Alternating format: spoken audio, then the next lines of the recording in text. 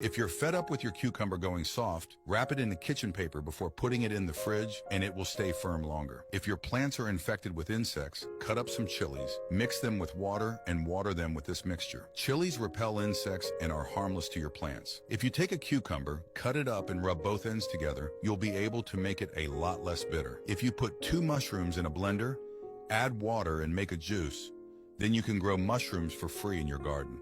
If you take a sweet potato, stick 3 toothpicks in it and leave it to soak in water. It will sprout and you can plant it in your garden. If you put peanuts in a cloth, soak them in water and plant them, then you'll be able to grow them again and again. If you put your wilted salad in a bowl of water filled with ice cubes, it'll become as fresh and crunchy as before. If you take some green onion stalks, put them in an egg carton and soak them in water, you'll be able to grow them again, free of charge and ad infinitum. If you go to my account, subscribe and click on the organic link, then you can pick up my free 100% gardening guide.